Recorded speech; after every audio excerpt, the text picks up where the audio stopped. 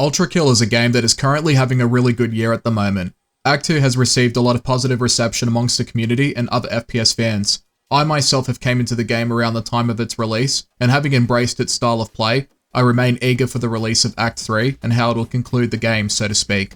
Ultrakill has incredibly dynamic movement and gameplay that fits so well together.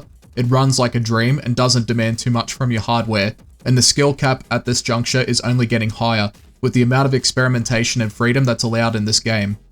But like many others, I've been wondering what more could be added to the table.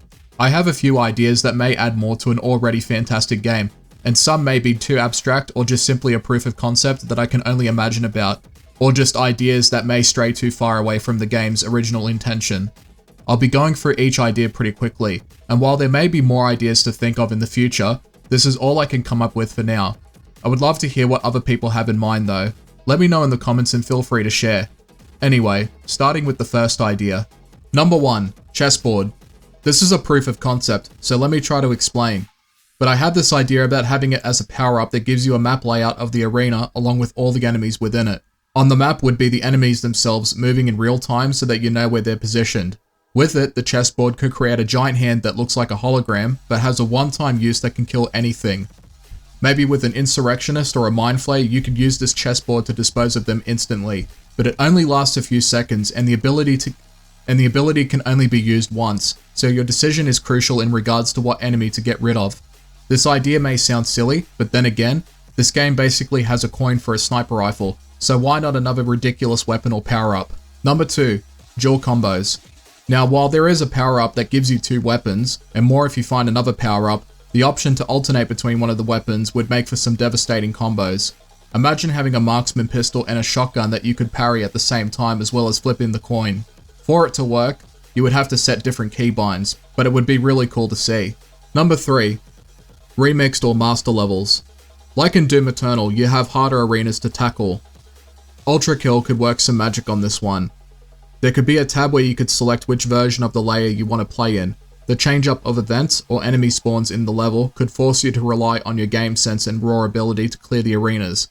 Like in Doom Eternal, where there's more pressure on you to crowd control and develop enemy awareness.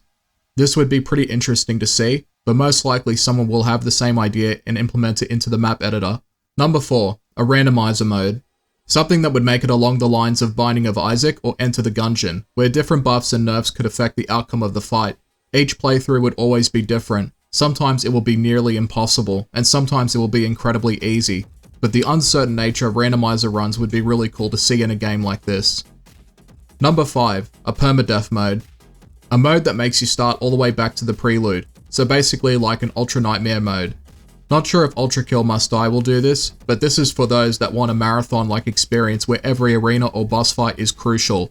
Fights like V1 or Gabriel, or even Minos Prime could make this a sweat fest. Number 6, Total Conversion Mods. Series like Doom, Elder Scrolls, and Fallout have benefited from extensive modding ability. Ultrakill would benefit greatly from allowing players to mod the game into however they wished. In the secret levels, the game has already entertained the idea of changing up the experience of Ultrakill entirely. One level has a visual novel, and another is just straight up Crash Bandicoot. With total conversions, other modders could provide an infinite level of content that could skyrocket playtime into the thousands. Number 7, a music changer. The music in Ultrakill is fantastic and suits it really well, but it would be cool to implement an option to change the files that show out of combat music and in-combat music. It could give the player a different atmosphere or different experience depending on the player, but it should be optional because the soundtrack is already fantastic and well put together, like I said. Like in Doom Eternal, you can change the look of the Slayer and the demons in battle mode. It would be awesome to be able to do the same for V1, with a variety of different themes and styles. It could go from serious to really goofy, and while you don't really see it in action, it would still be cool to have the option anyway. Number 9, multiplayer. Ultrakill is an incredibly fast game with a range of movements that even games like Quake don't have. A deathmatch or capture the flag mode would be really sweaty but also a lot of fun. Of course, it would need a lot of balancing, especially with the lock-on aspect of the marksman pistol, and maps may need to be bigger to compensate for the amount of players and how much movement is possible.